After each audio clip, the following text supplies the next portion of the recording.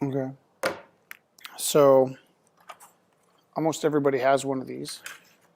You probably had it in your pencil case when you were a kid. I remember Troy Zebedee used to use one of these to stab Johnny Bartman.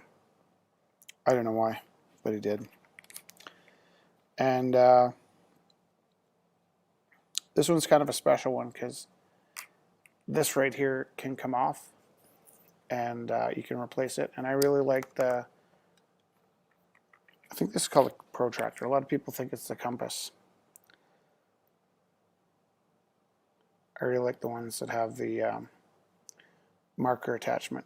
This one's got a piece of plastic to protect it. Okay, I got 0 viewers. I'm just going to check and see if I am broadcasting. Not that I think I'm interesting. I just I did this the other day without any sound. What I'm hoping for is somebody to tell me if there's some sound in the comments. Maybe I'll take the branding off and put the comments on. 0 viewers. I'm a bit early today. Okay, so with this thing, I'm going to show you how I love to make circles. Now, what makes this a pretty good compass? It was about $30 versus, the $3 pack one. Is it kind of locks into place, so you don't have that slide that you get when you put your compass down and it slides. This particular case, what I'm going to do with this compass is every time I put my compass down, I can start anywhere in the middle arbitrarily, I'm just going to put my compass on the line of the circle that I've made, and I'm going to make another circle. Right? Those two were just randoms. I could have put those anywhere. But now this is the important part. Where these two lines join, right here, I'm going to put my compass, and I like to poke it right through so I don't get any sliding. I'll make another circle. And that's pretty magic. Wherever they join, I'm going to poke my compass through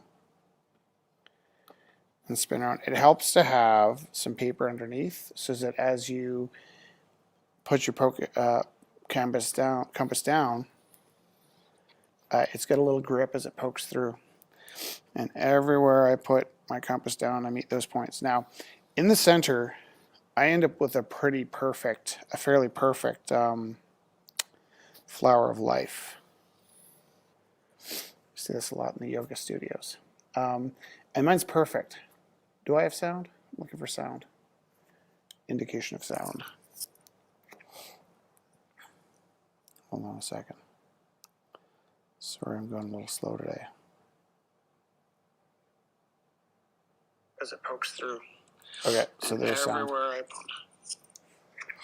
Okay, so the more I do this, the more the imperfections will creep in. So on my first round, when I'm putting this pin in the page where they meet, everything's quite perfect. As I go round and round and round, things get a little less perfect. There's a couple reasons. One, the pen might slip. Two, this pin here might slip. Three, I just get sloppy and I wasn't careful with any one of my lines. And if I'm not careful with any one of my lines, I lose the magic of what's getting created here. So this is a tool probably most artists have in their book somewhere. And a lot of people never really get around to using.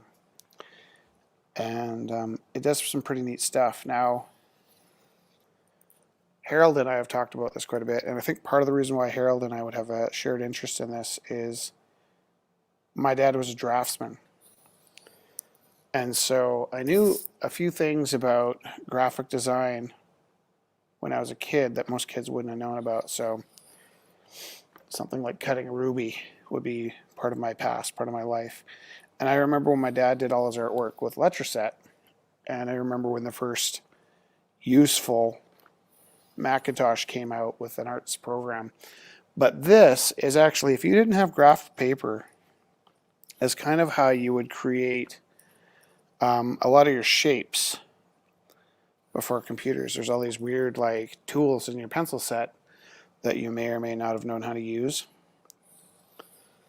I was going to show you how this thing gets out of control a little bit when you're drawing, and how the structure of your creation starts to break down a little bit as you move on and on. But I'm actually doing pretty okay. I haven't messed up my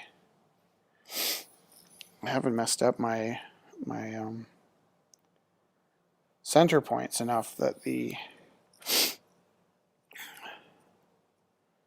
structure is starting to fall apart. This can be, by the way, very relaxing. And from within here, grab a ruler.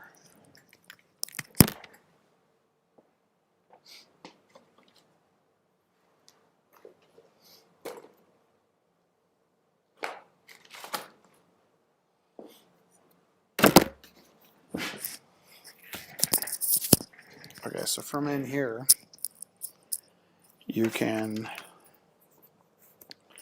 make lots of other cool 3D shapes.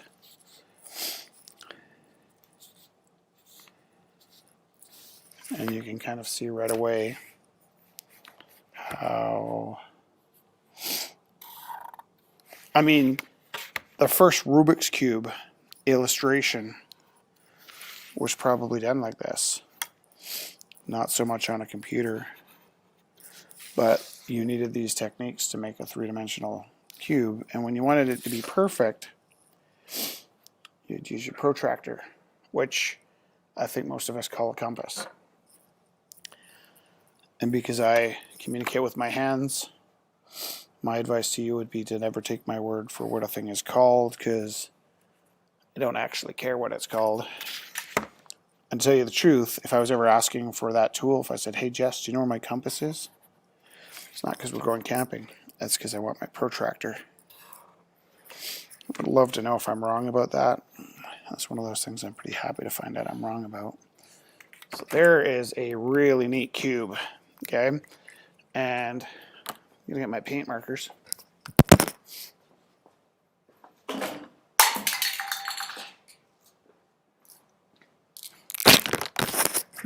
I'm back again, and I'm going to color in my cube. Why would I work so hard to create a perfect flower of life and then turn it into a cube? Because I'm crazy, crazy, crazy, crazy. Sail on mattresses. Here's a nice little tip. These paint markers will cover anything but Sharpie. So they come with a nice black marker in the set, only I gave mine away. But if you do use these paint markers, here's my Sharpie, my regular Sharpie. And these are Sharpie paint markers, but they don't really cover up the Sharpie marker. So I'm coloring over top of the yellow colored Sharpie. When my blue goes over top of that black Sharpie, the black just kind of eats it, and I end up with a pretty clean line.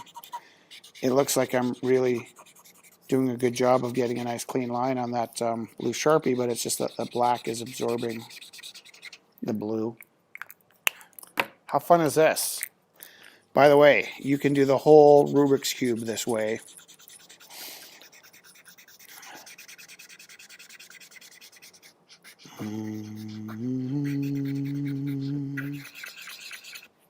What do you think? Pretty fun? Let's try it. My cough, by the way, comes from not the COVID disease, but rather a regular head cold. And Jess and I went and got tested for that. Rich Teru, you're so calm today. I don't even know who you are. Well, guess what? I'm complex. Da, da, da. If you want to make a Rubik's Cube out of these spheres, circles, you really got to plan out your page because you will run out of space really quickly. And you need a lot of these working circles underneath to make it work. But there's a reason why I'm taking this kind of slow today, is because this is probably one of the most relaxing things you can do. Dur, dur, dur, dur. We're just at the beginning of the lunch hour. I had a little opportunity to rest right before lunch hour. Unusual.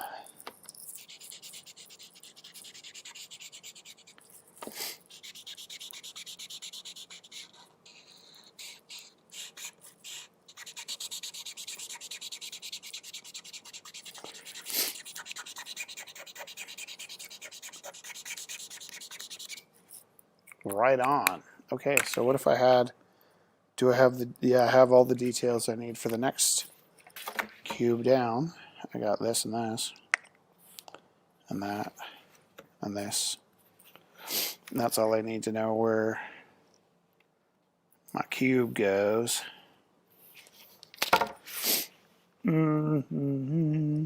This is actually really difficult to draw without the compass, because our minds, being North American for the most part, are really accustomed to seeing perspective drawings, and this is a 0-point perspective drawing. There's absolutely no perspective.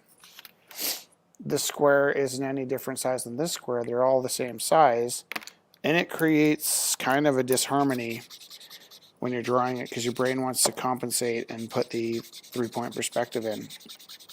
I probably told you this before. I bought my son some markers, some that you dab the ends, and then I got him another set when he was really young. He just happened to have paint markers to start with, which maybe aren't the best baby toy. But then when he got a little bigger, I got him his own set of colored Sharpies. And because he was used to paint markers, the little guy kept dabbing the brand new Sharpie markers, which was excruciating because they're not meant to dab. You just jam the tips in and then they disappear. I'm at 13 minutes today, but I'm okay with that too. All right, so then there's the beginning of my Rubik's Cube, and I actually have everything I need to do this row of Rubik's Cube. Ba-bam. Ba-bam.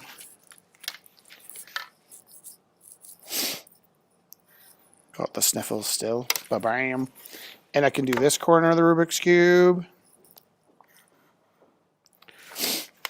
I almost always give these to the math teachers. And they say, "Oh, Peter, why would I even want to know that?" It's from Spider-Man. Sorry. It's interesting to me, but maybe it's not interesting to you. Okay, so I actually have lots of information here where I'm able to draw all the parts of this Rubik's Cube. I wonder if I'm going to get like a copyright infringement for saying Rubik's Cube, or if maybe the company will just give me an endorsement and mail me a free Rubik's Cube. I got myself a brand new Etch-a-Sketch yesterday, so maybe tomorrow we'll do a special Etch-a-Sketch lunch lesson. I'm going to assume that I've shown you enough here that you can probably figure the rest of it out on your own. But when I'm done, I'll put my Rubik's Cube up for all to see and to judge harshly, should you choose to judge. Also, little plug, tonight is our Rumble night, and it would mean a lot to me if you guys showed up. It's a great place to buy your Christmas presents. Oh, see, right here. My brain is resisting seeing that that's where that should be. And the reason my brain is resisting that is I'm so used to seeing perspective that when I draw with 0-point perspective, it's almost like shattering to have to do this back end, because the back end, kind of like, if you remember Q*bert, kind of looks like the back end is tipping up.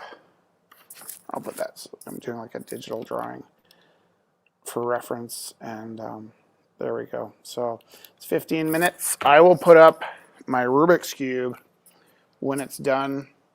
It's lovely to visit with you. Bye-bye.